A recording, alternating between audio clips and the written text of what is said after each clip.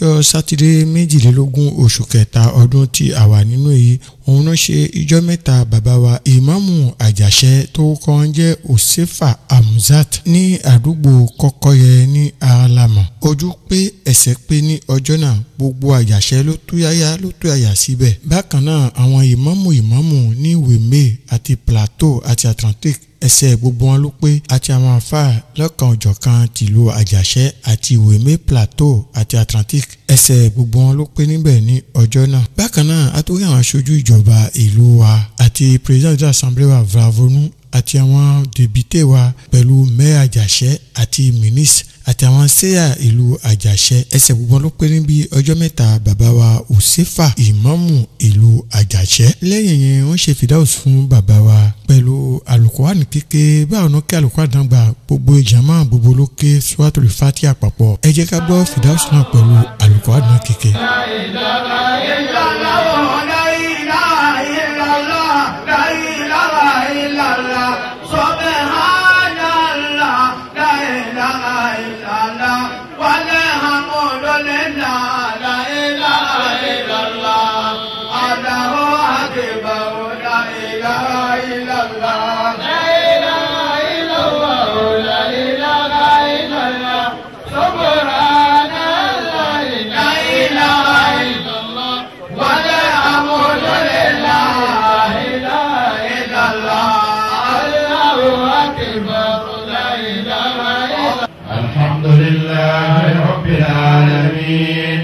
الرحمن الرحيم مالك يوم الدين إياك نعبد وإياك نستعين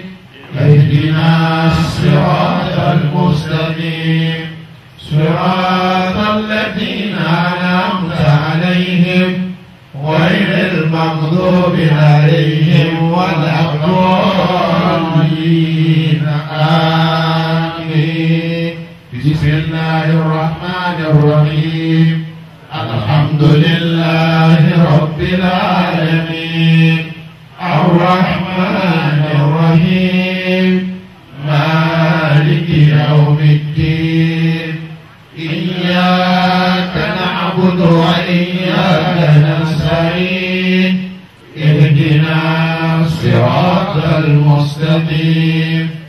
صراط الذين أنعمت عليهم غير المغضوب عليهم ولا الضالين آمين. wọ́n ṣe iṣẹ́ tó pọ̀ Ọlọ́run wọlá gbogbo bí ayé ṣe gbaṣẹ́ lọ́wọ́ wọn tọ́lọ́run gan yọrù sí iṣẹ́ tá ṣe kọ́mọ̀tọ̀ fi láì fi wọn lù sáré kẹ́yìn wọn bàjẹ́. ọlá bismillahir rahmanir rahim ربنا تقبل منا إنك أنت السميع العليم وتب علينا يا مولانا إنك أنت التواب الرحيم واهدنا ووفقنا إلى الحق وإلى طريق المستقيم ببركة القرآن العظيم وبحرمة من أرسلت ورحمة للعالمين واعف عنا يا كريم واعف عنا يا رحيم واغفر لنا ذنوبنا وارحمنا إنك أنت أرحم الراحمين وصلى الله على سيدنا محمد وعلى آله وصحبه أجمعين. Al-Fatiha. Bàbá wa Òṣèfà mo bá a lò kẹ́límà mẹ́ta ń bẹ tí kì í lò ó wá tọ́jú sífà ẹyọ kan. Gbólóhùn àkọ́kọ́ tí kì í lò ana èmi èyí èmi ẹ̀ ní gbọ́ lẹ́nu bàbá wa Òṣèfà. Ẹlẹ́kejì tèmi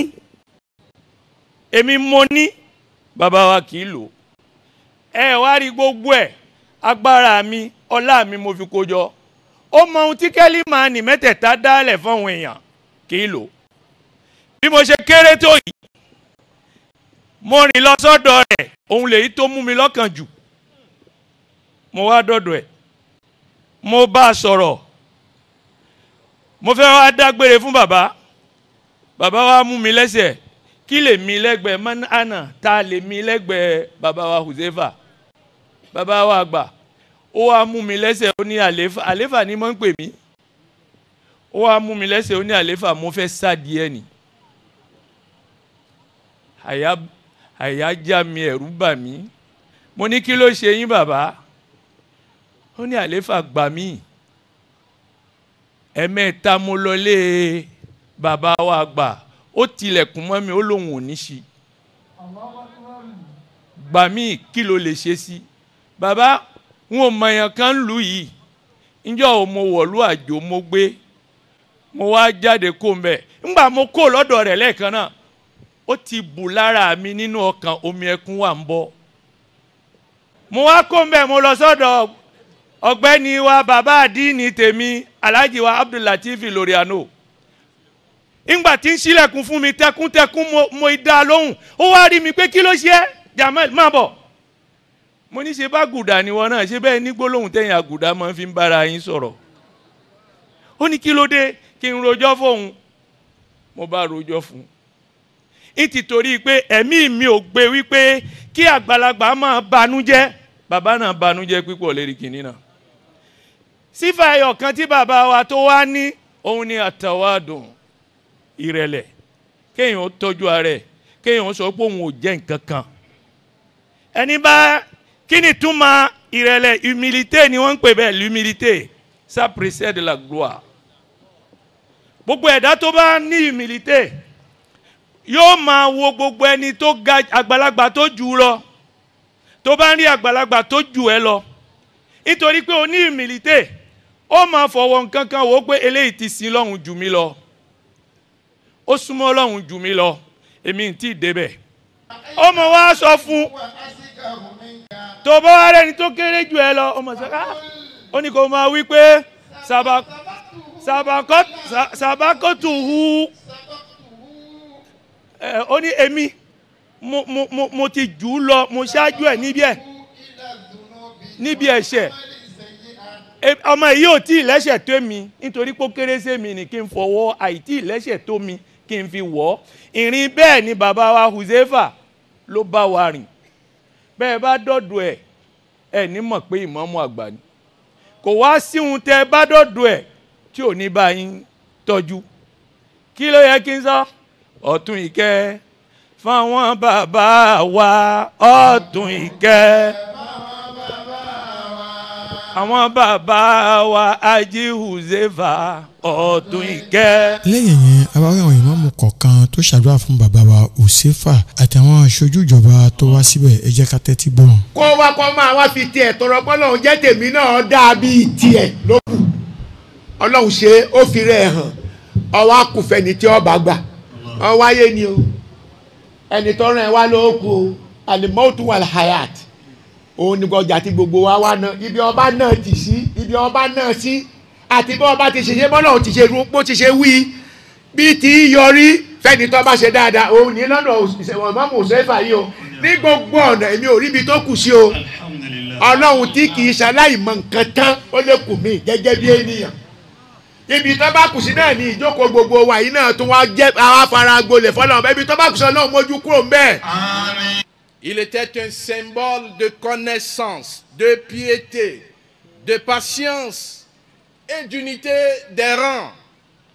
et a laissé une empreinte claire dans tous nos cœurs. Que son âme repose en paix, qu'Allah le couvre de sa vaste miséricorde et l'habite dans son vaste paradis et que son exemple nous inspire à être de meilleurs fidèles. Ìmáàmù Huzaifa èèyàn náà ló lọ́wọ́ èèyàn kejì ló lọ́wọ́ àmọ́ àlè tí ì máa yẹ o ṣé kọ́lọ̀ wọn jẹ́ àmọ́ yìí wọn ni àbí kọ́lọ̀ wọn jẹ́ àmọ́ yìí wọn. Èwo ni ká jẹ́ ní méjèèjì tọ́lọ̀ jẹ́ àmọ́ yìí wọn ni àbí ká má àmọ́ yìí wọn. Tó bá dójú ẹ̀ tán tábà wọlé wá ní pé ààrẹ ní tó fẹ́ jọ ọba yìí o ààrẹ ní tó ṣe bàbá yìí o kò jọra wọn o ìbẹ̀rẹ̀ àti àmọ́ yìí wọn ẹni tí ó lè ṣe bí wọn tí ó ṣe dùn wọn lọ Ọlọ́run wà lọ́dọ̀ ọ̀rọ̀ Ọlọ́run bá wọn wọ́n ṣàyẹ̀ fún wọn bá foríjì wọn yọnu sáàbù wọn. Ọlọ́run bá wò dákun jẹ́ ká máa yí wọn jẹ́ ká máa yí wọn a wà tọ́ ọlọ́dọ̀ Ọlọ́run bá náà pé ẹni tí ó tu wá ṣe jù wọn lọ kọ́lọ́n kọ́ bá wà yàn bá ẹni tọ́lọ́hún yàn yìí o ìrìn lérí ìgbésẹ̀ bàbá wa Huzaifa kódà ó tún fẹ́ ń ṣe ju tiẹ̀ lọ bẹ́ẹ̀ Ọlọ́run ó ṣe fún wa Benin ò ní bàjẹ́ o Àjàṣẹ́ ò ní bàjẹ́ o baba Josefa Ọlọ́run bá yọ́nú sí wọn.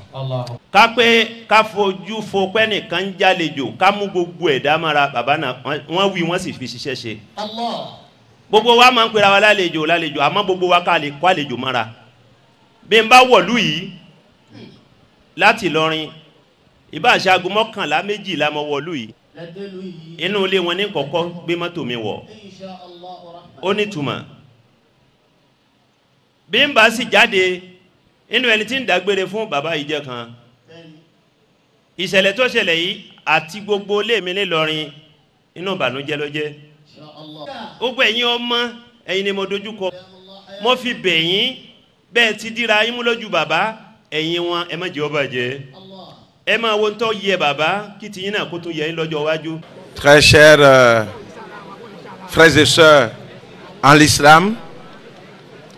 je me permets ce matin de prendre la parole parce que l'illustre disparu, l'imam Ouzeifa de vénérée mémoire, mérite témoignage. Et surtout témoignage de la ville. Il n'a pas que servi l'islam, mais il a servi également sa communauté. Et à la tête d'une délégation, avec l'ancien maire ici présent, Zosu Emmanuel, j'ai le devoir de rendre ce témoignage de la ville de Porto Novo à cet illustre disparu. C'est une perte pour la ville. L'imam Ouzeifa, comme vous le savez tous, il y a eu beaucoup de témoignages. Mais c'est un homme disponible, toujours accessible, toutes les fois que nous l'avons sollicité, que nous avons besoin de ses conseils, que la ville a besoin de sa présence, sauf cas d'empêchement, il envoie toujours quelqu'un. C'est quelqu'un que nous avons côtoyé. Il écoute beaucoup et il parle très peu. Mais quand il parle, c'est toujours pour conseiller. C'est pour la paix. C'est pour réunir, c'est pour la cohésion. Et je m'en voudrais de ne pas faire de ce témoignage de lui. C'est quelqu'un qui a beaucoup œuvré pour la cohabitation pacifique de toutes les religions. Il ne cesse de travailler pour cela. Et de prier Allah le miséricordieux, de continuer à inspirer tous ceux qui viendront après lui pour que la cohésion que nous avons observée ici à Porto Novo, aussi bien entre la religion islamique, les chrétiens et les animistes, que cette cohésion continue et continue de caractériser Porto Novo. Le représentant du préfet du département de l'Ouémé. Mesdames et messieurs, en ces heures de grande douleur, je viens en son nom présenter à chacun et à tous mes sincères condoléances dignes de la grandeur de l'illustre disparu. De regretter mémoire, l'imam central de la ville de Porto Novo a répondu à l'appel du prophète Muhammad. Notre peine est grande et plonge la ville et le département dans une triste sans pareil. Ceci est la marque des grands hommes et chacun de nous doit se montrer à la hauteur de la perte. Cette paix et la cohésion doivent caractériser nos actes, propos et actions afin d'assurer un repos paisible dans la sainte demeure à l'imam. Je voudrais compter sur vous pour honorer dignement sa mémoire. Allah a donné, Allah a repris. Soyons tolérants et vivons en toute piété ce temps de carême en remontant nos supplications vers lui. Ndona dite kakabo wafi ni do ayongbe na do gunugbe peto de yi do mi bo me po mi si enfile mi ma yan valeur eton amo ma u de dawa igbaji fi yan valeur eton gan mi u gbe tole ni ama yawu uze fana do ndo we jenu kon na me hoho de yin no ya o kaka la lo eno do ago mi jan we o si we yin mo eyi pon o ba mu li ki le nse báyìí ṣe bí agbo amode ni mi èmi ni mo gbádùn kí o do yo ya tu fo le mbo we ogbejo ni menu emi na 010 ton me din bo na wadi uzefa ma yiro nu ko etan pon ba mu we mi doko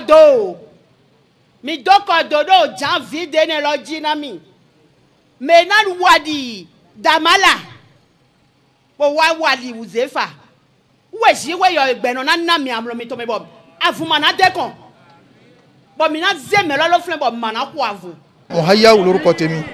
mo jẹ́ ìkànnù àwọn bàbá wa Ìmámù àgbà Alhaji Huzaifa Hamza tí Ọlọ́run ní kí wọ́n papòdà Ọlọ́run kí ó bá wa kẹ́ wọn kó bá wa gẹ̀ wọ́n kó bá wa yọ́nú sábọ̀ wọn orúkọ mẹ́tẹ̀ẹ̀ta tọ́lọ́run pé Ramadan àforíjì ìkẹ́ ìyọ́nú Ọlọ́run jẹ́ kí wọ́n bá mẹ́ta pàdé kí mẹ́ta ó sì máa ṣe fún wọn ẹ̀yìn wọn kọ́lọ́run má jẹ́ ó bàjẹ́ ọ̀làlá hawla wàlà quwwata illa billahil aliyyil azim lẹ́yìn náà láti ìgbà tí wọ́n ti wọlẹ̀